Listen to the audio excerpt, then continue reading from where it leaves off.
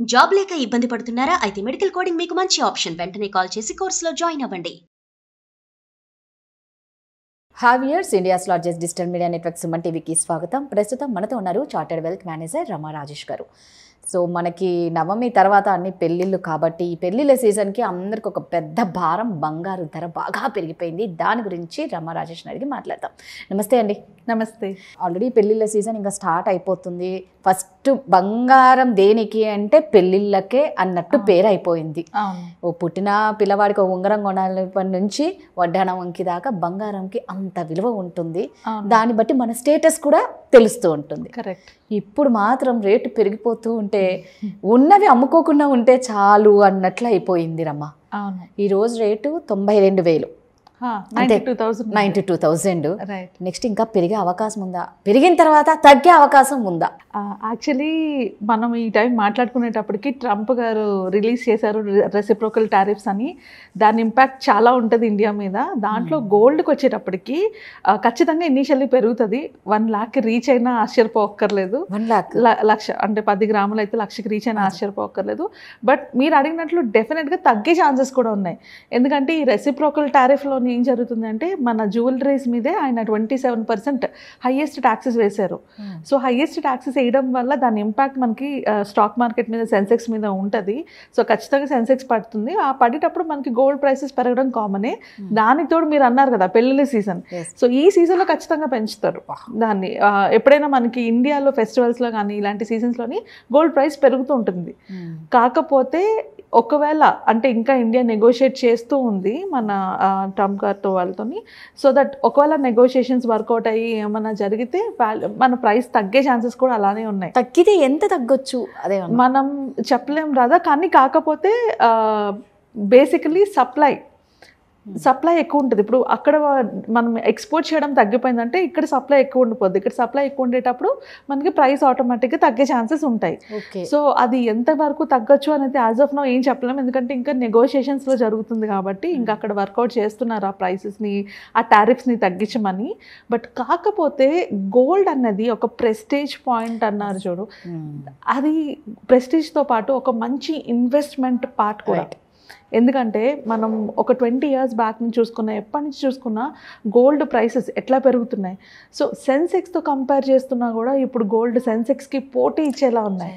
అంటే సెన్సెక్స్ రేటు కన్నా gold rate పెరిగే అవకాశం ఉంది. 2024లోని సెన్సెక్స్ని బీట్ చేసింది గోల్డ్ ఇంట్రెస్ట్, యాక్చువల్లీ గోల్డ్ మీద వచ్చిన రిటర్న్స్.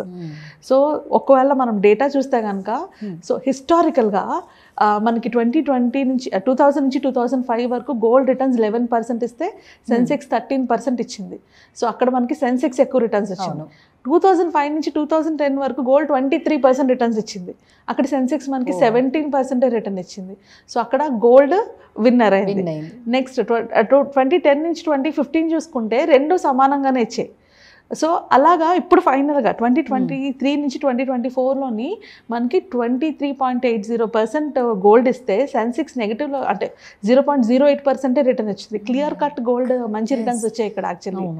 అండ్ తర్వాత ఇప్పుడు రైట్ నో ఏప్రిల్ 1 వరకు చూసుకుంటే 16.23% రిటర్న్స్ గోల్డ్ ఇచ్చింది అండ్ సెన్సెక్స్ నెగిటివ్లో. సో యాక్చువల్లీ గోల్డ్ సెన్సెక్స్ని బీట్ చేసిన ఇయర్స్ చూస్తే ఆల్మోస్ట్ ఒక 10 years అంటే 15 yearsలో 10 years గోల్డ్ బీట్ చేసింది అనమాట. 15 years సెన్సెక్స్ ఇగో ఈ పీరియడ్లో చూసుకుంటే. రీజన్స్ ఏంటి అంటే వేరియస్ రీజన్స్ ఉన్నాయి. గ్లోబల్ మార్కెట్ రికవర్ అవ్వడం కానీ, లేకపోతే ఈక్విటీ మార్కెట్ పెరగడం కానీ, వీటి వల్ల గోల్డ్ బాగా పర్ఫామ్ చేసింది. అండ్ గోల్డ్ పర్ఫామ్ చేయని టైం కూడా ఉంది. అలాగని మొత్తం తీసుకెళ్ళి గోల్డ్లో ఇన్వెస్ట్ చేయకూడదు. ఎందుకంటే 2013 నుంచి 2018 వరకు అసలు గోల్డ్ మంచి రిటర్న్స్ ఇవ్వలేదు. కంప్లీట్లీ ఫ్లాట్, నెగిటివ్ ఇవ్వలేదు, పాజిటివ్ ఇవ్వలేదు. అప్పుడు ఎవరైనా పెట్టుంటే ఆ డబ్బులు అట్లానే ఉండుండేవి. సో అలాగే 2000 నుంచి 2002 వరకు కూడా రిటర్న్స్ ఎక్కువ ఇవ్వలేదు. 2002 నుంచి 2005 వరకు బాగా వెళ్ళింది. సో అలాగే 1996 నుంచి 2001 వరకు, అలాగే 2021 స్లైట్లీ నెగిటివ్ రిటర్న్స్ కూడా ఇచ్చింది. సో మనం మైండ్లో పెట్టుకోవాల్సింది ఏంటంటే గోల్డ్ అన్నది కూడా ఒక మంచి ఇన్వెస్ట్మెంట్ ఆప్షన్. మ్యూచువల్ ఫండ్స్ ఎట్లాగైతే అంటే మార్కెట్ పడినప్పుడు గోల్డ్ రేట్స్ పెరుగుతూ ఉంటాయి. అండ్ కొన్నిసార్లు రెండు పెరిగాయి కూడా. మీ ఫస్ట్ స్లైడ్లో చూస్తే రెండు పెరిగాయి, గోల్డ్ అండ్ మార్కెట్ కూడా పెరిగింది. 2005 నుంచి 2010 రెండు బాగా పెరిగాయి. సో మనకి ఎక్కువ అంటే గోల్డ్ డైవర్సిఫికేషన్కి వచ్చేటప్పటికి కంపల్సరీగా గోల్డ్ ఉండాలి. సో కరెక్ట్గా చూసుకుంటే లాస్ట్ ఇయర్ ఎవరైతే స్కీములు కట్టిన ఆడవాళ్ళు కానీ వాళ్ళు కానీ మ్యూచువల్ ఫండ్స్లో కానీ స్టాక్ మార్కెట్లో కానీ ఇన్వెస్ట్ చేసిన మగవాళ్ళు కానీ ఎక్కువ రిటర్న్స్ వాళ్ళే తెచ్చుకున్నారు యాక్చువల్లీ. సూపర్. ఎందుకంటే గోల్డ్లో పెట్టుకుంటారు కాబట్టి. సో అంటే మన ఆనవాయితీకి మన సెంటిమెంట్స్ ఒక రకంగా అయితే మార్కెట్ సెంటిమెంట్స్కి కూడా మనకి గోల్డ్ బాగా యూజ్ అవుతుంది ఇన్వెస్ట్మెంట్కి. సో గోల్డ్ పెరిగినా తగ్గినా కూడా అదొక ఇన్వెస్ట్మెంట్ ఆప్షన్ కింద చూసుకొని ఇన్వెస్ట్మెంట్ చేస్తూ ఉంటే మన పోర్ట్ఫోలియోలోని అంటే ఇప్పుడు మార్కెట్ పడిపోతున్నది, ఇలాంటి టైంలో గోల్డ్ స్టెబిలిటీ ఇస్తుంది మనకి. అంటే ఎప్పుడైనా అవసరం వచ్చినప్పుడు మనం తీసుకోవాల్సిన పరిస్థితి వచ్చినప్పుడు మార్కెట్ పడిపోతుంటే మనం ఆ ఫండ్స్ నుంచి విత్డ్రా చేయలేం. బట్ గోల్డ్ని మనం లోన్కి తీసుకొని ఎక్కువ అమౌంట్ని తెచ్చుకోవచ్చు. సో ఖచ్చితంగా గోల్డ్ అనేది మన పోర్ట్ఫోలియోలో ఉండాలి. ఇంట్లో ఎలా ఉండాలో పోర్ట్ఫోలియోలో కూడా గోల్డ్ ఉండాలి. సో అలా పోర్ట్ఫోలియో కోసం ఇన్వెస్ట్ చేసేటప్పుడు గోల్డ్ మ్యూచువల్ ఫండ్స్ అవి మంచి ఆప్షన్ అనమాట. లేదా గోల్డ్ ఈటీఎఫ్స్ వాటిలో కూడా ఇన్వెస్ట్ చేసుకోవాలి. సో మెయిన్ గోల్డ్లో ఎందుకు ఇన్వెస్ట్ చేయాలి అంటే మన పర్సనల్ వాటికి కాకుండా ఈక్విటీస్ బాగా పర్ఫామ్ చేసినప్పుడు కూడా గోల్డ్ పర్ఫామ్ చేసిన సిచ్యువేషన్స్ ఉన్నాయి. ఇంట్రెస్ట్ రేట్స్ పెరుగుతున్నప్పుడు కూడా గోల్డ్ మంచి రిటర్న్స్ ఇచ్చిన ప్లేసెస్ ఉన్నాయి. ఇన్ఫ్లేషన్ని కంట్రోల్లో పెట్టడానికి కూడా గోల్డ్ వాడతారు, గోల్డ్ యూజ్ అవుతుంది. అండ్ ఎకనామికల్గా అంటే గోల్డ్ గ్లోబల్ ఎకనామికల్ స్టెబిలిటీ వరకు కూడా గోల్డ్ వల్లే అవుతుంది. అండ్ ఇన్వెస్ట్మెంట్స్, సో దానివల్ల what we normally as an advisor మేము ఏం చెప్తామంటే only mutual funds, only stocks, only real estate కాకుండా గోల్డ్ని కూడా కన్సిడర్ చేయాలి. మన పోర్ట్ఫోలియోలోని వన్ ఆఫ్ ద పార్ట్ కింద గోల్డ్ని అండ్ సిల్వర్ని కూడా కన్సిడర్ చేయొచ్చు. ఇప్పుడు సిల్వర్ మార్కెట్ కూడా రేజ్ అవుతుంది కాబట్టి ఇవి రెండు కన్సిడర్ చేసుకుంటే ఓవరాల్గా పోర్ట్ఫోలియో బ్యాలెన్స్ అవుతుంది. అలాంటప్పుడు మార్కెట్లు పడినా కూడా మనకి ప్రాబ్లం ఉండదు. మనం తీసుకుని వెళ్ళి ఆ గోల్డ్లోని కవర్ చేస్తాం అనమాట ఓవరాల్ పోర్ట్ఫోలియో రిటర్న్లోని. సో ఈ పెళ్ళిళ్ళ సీజన్ అనే కాదు, మార్కెట్ పడుతుందా పెరుగుతుందనే కాదు, ఇన్ ద లాంగ్ రన్ మనం చూసుకుంటే గోల్డ్ మంచి రిటర్న్స్ ఇస్తుంది. కాబట్టి మనకున్న ఆనవాయితీ మన సెంటిమెంట్స్ ఏవైతే ఉన్నాయో గోల్డ్తో దాన్ని కంటిన్యూ చేస్తూ అందులో ఇన్వెస్ట్ చేయడం కరెక్ట్. ఇప్పుడు పెరుగుతూ ఉండొచ్చు బట్ అవసరం ఉన్నప్పుడు ఖచ్చితంగా తీసుకుంటాం కదా, అలానే తగ్గినప్పుడు కూడా మనం తీసుకోవాలి. So gold is a very good instrument మన పోర్ట్ఫోలియో. చాలామంది మగవాళ్ళు ఎక్కువ అంటుంటారు అనమాట గోల్డ్ ఒక డెడ్ ఇన్వెస్ట్మెంట్, దానివల్ల యూజ్ ఏమి ఉంటుంది అనేసి. బట్ మనం gold performance from the beginning చూసుకుంటే అది అంత బాగా అంటే ఈక్విటీ కాంపిటీషన్ ఇస్తూ పర్ఫామ్ చేస్తుంది, కొన్ని టైమ్స్ ఈక్విటీ కన్నా బెటర్ పర్ఫామ్ చేస్తుంది. సో అలాంటప్పుడు మన పోర్ట్ఫోలియో గోల్డ్ ఉండడమే బెటర్ కదా.